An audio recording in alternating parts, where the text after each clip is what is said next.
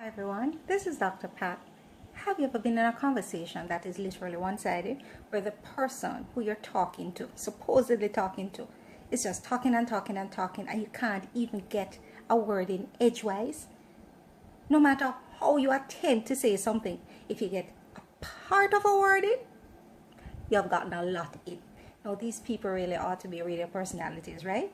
Because it takes that kind of person who just talks to themselves and while they're talking to you, but they don't need you to be answering. You just need to be listening to them.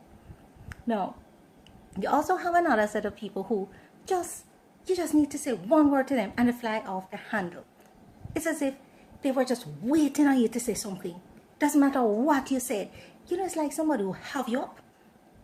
And it's like they said to themselves, I just want that person just say one word to me and let me just give it to them. And so they fly off the handle.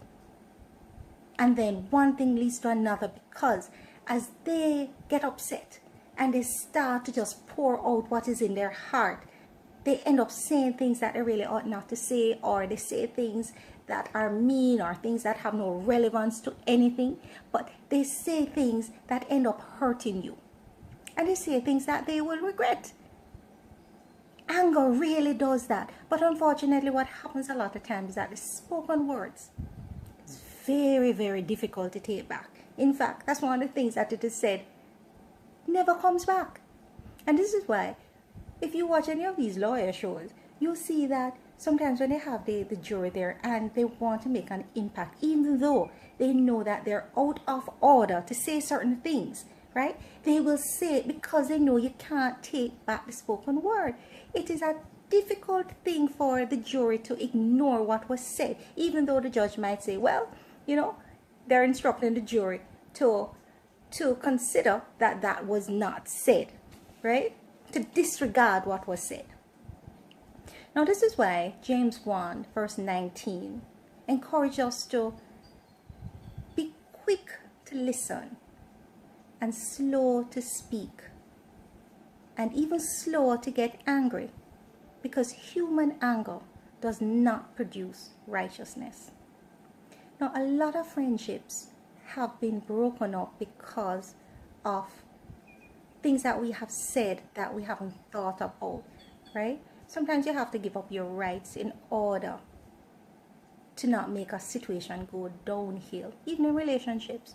When you say the thing, it takes so much out of you to take it back, literally. It takes so much out of you to get it right again, because if the person is not upset with you and they in turn, turn against you, or you end up having issues with all of your friends, and it's this whole thing about malicing and this whole thing about gossip and who doesn't come into the picture and who doesn't have their part to say about it. And then at the end of the day, when everything cools down and you want to get back together again, or you want to talk to the person again, they might not want to have anything at all to do with you again. Or it takes a whole lot to get them to move past what was said, and how they recognize that maybe you really didn't feel that way about them, but because you're angry, you said it.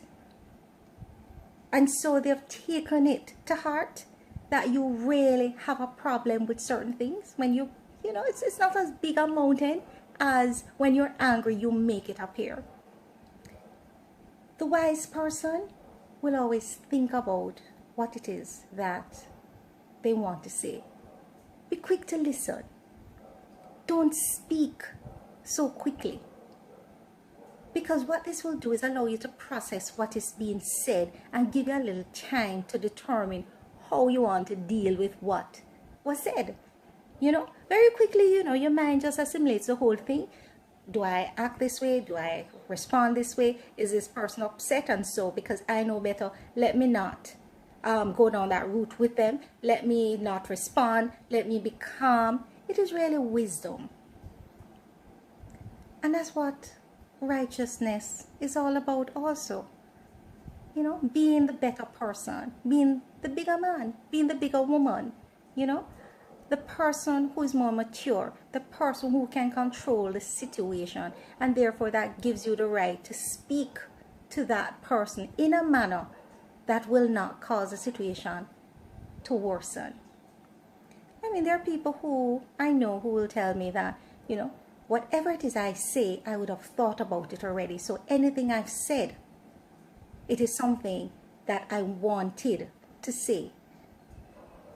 As much as some persons might have gotten that down to a T, I don't think that speaks to the majority of us, because we're all human beings and we all have emotions, which we need to try to control, because when we control it, it causes us less problems. A lot of times our mouths, the things that we say, the things that come out of it, cause so many issues. Sometimes they even cause death, they cause so many problems.